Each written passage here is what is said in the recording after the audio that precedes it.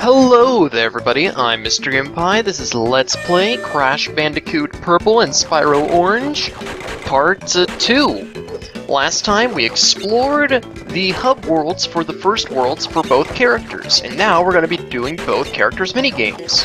This first minigame here is Crash riding on Polar. It's a keep-moving platformy area. This is a pretty common aspect in many of the Crash games, although usually the Polar sections involve Polar running towards the screen while you're running away from something. Here it's just Polar running side to side because, like, apparently polar bears don't have brakes, I guess. It wasn't that Polar was scared of the thing that you were running from, no, he just is incapable of stopping. Okay. Now, here's the thing. You see, for Spyro's game, I mentioned last time that to get to Crash's final world, you have to get all of the gems. Where just getting from one world to another, you have to get all the crystals, but getting the gems is required for the final world. Spyro also has a special stipulation for getting to his final world. But it's not anything interesting. You just have to play all the minigames 3 times. Because, you know, it's a great way of lengthening the gameplay. Minigames have 3 difficulties. The first time you play one of the minigames, you'll play the easy difficulty. This is the only difficulty you have to play to get onto most worlds. However, playing it a second time gives you the medium difficulty, and a third time gives you the hard difficulty. To get to the final world, you have to beat all the hard difficulties. Now, I'm only going to be showing the hard difficulty of each version of each minigame. So this is the hard version of this minigame. I mean, like, you know, if you can get past this, then you can get past the easy and normal versions easily. And it should be noted that there are some things that change, but some things that don't. In general, the physical structure of the level will remain constant. So where pits are, where walls are, such things as that. But things like where enemies are, what kind of enemies are there, those will change. Also, I'm not perfect. I'm going to be keeping in my outtakes. Like this one. That was terrible. Those mines, trying to hit those, really annoying. Killed me twice. Anyway, Crash has a little minigame here where you shoot sheep, because that's something you do. I don't recall Crash ever having problems with sheep, but I think that this is where the crossover comes in, because to regain health, Spyro often breathes fire on sheep, which generates little butterflies that Sparks eats and powers him up so that he can protect Spyro more. But this is a really easy minigame. It's not really anything difficult. Just shoot the sheep as they come out.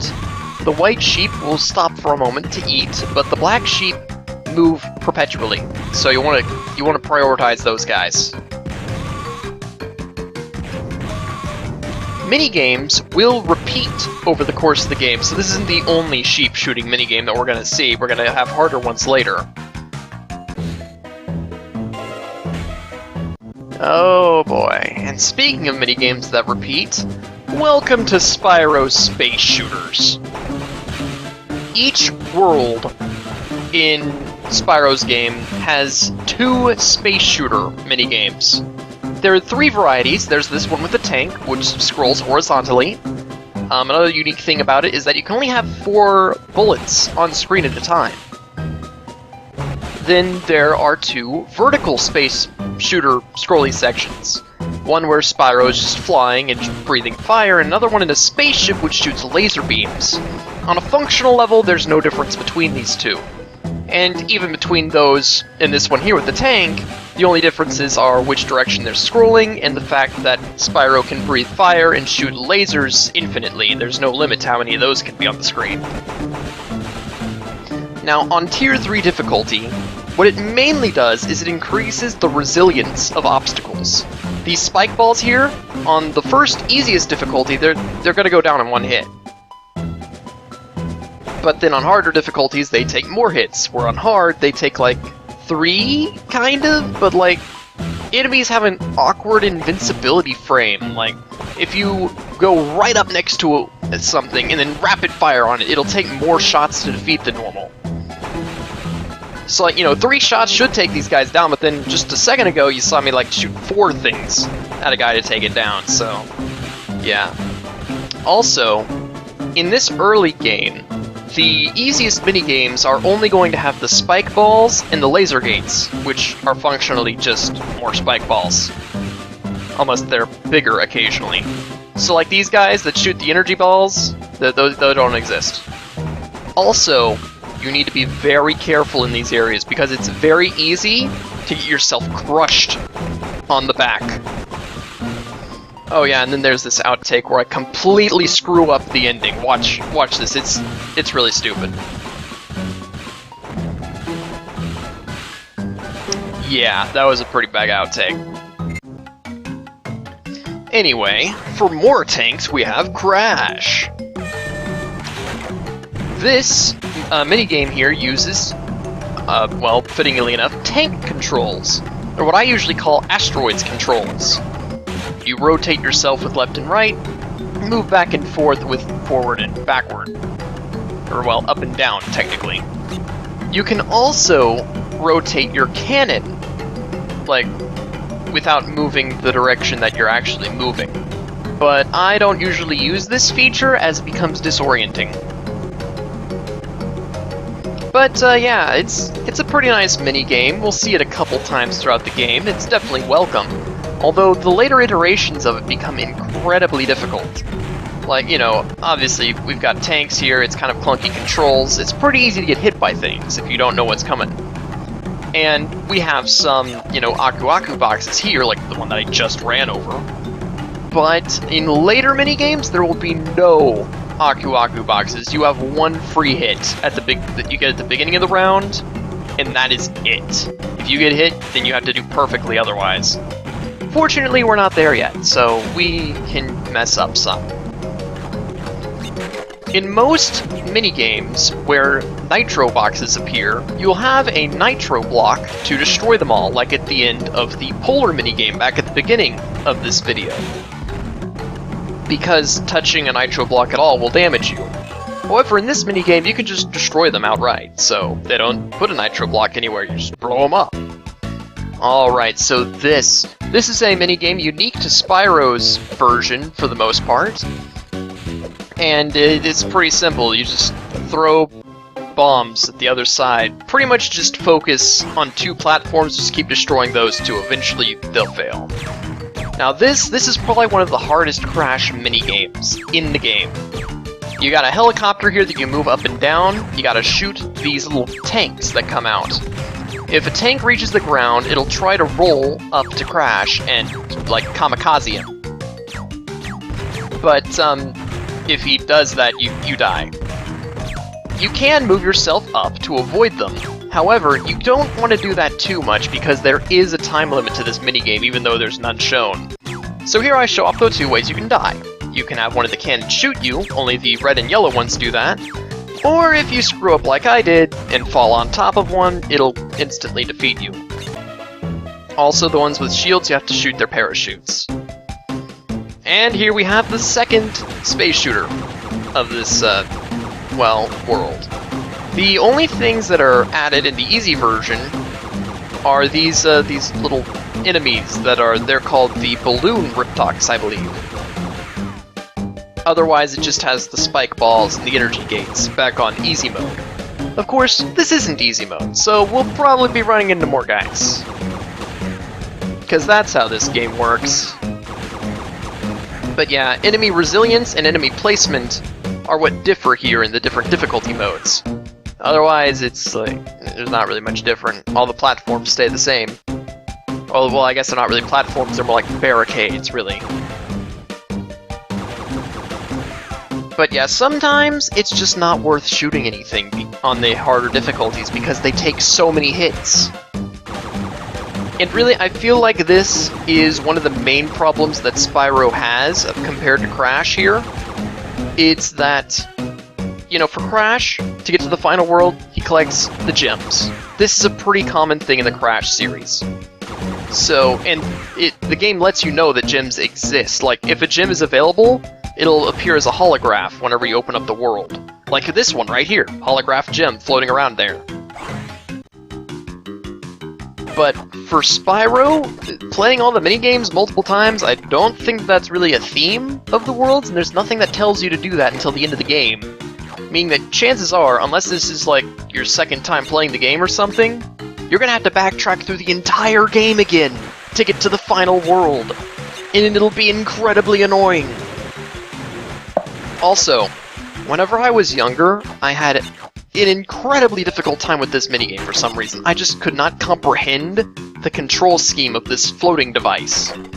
These days I'm not too bad at it, but back in the day, the very last gem that I collected before going to the final world was actually one of these minigames. Not this one specifically, it's the one in the next world. But yeah, I had an incredibly difficult time with that. One of the main factors was that those whirlpools are instant death if you get caught in them. And I had difficulties controlling this. So yeah, there we had a nitro detonator block. Destroyed all the nitro blocks in the level. And you do have to destroy those boxes for the gem to appear. Alright, this is one of the few minigames that both Crash and Spyro have. Spyro, of course, has the different difficulties where Crash doesn't. The only things that change, well, the only thing that changes across Spyro's difficulties is the movement speed of the ball.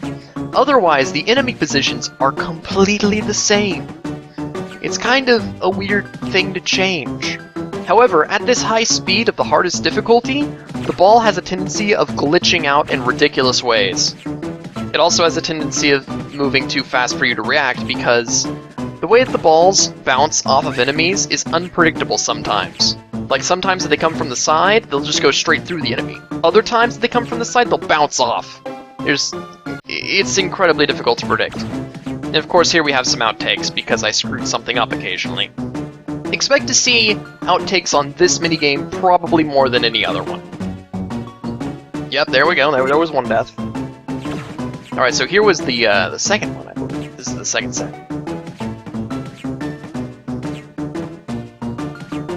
And then I try to absorb the ball here in a second, I believe, because you can catch the ball if you want it to stop moving, and that didn't work.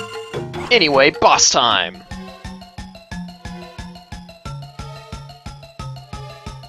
Now, I'm going to show off Crash's cutscene first here, to kind of make a point, really.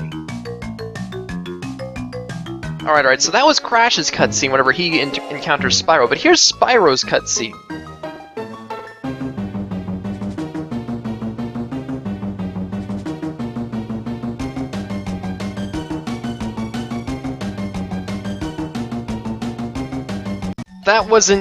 That cutscene was actually worse than Crash's version.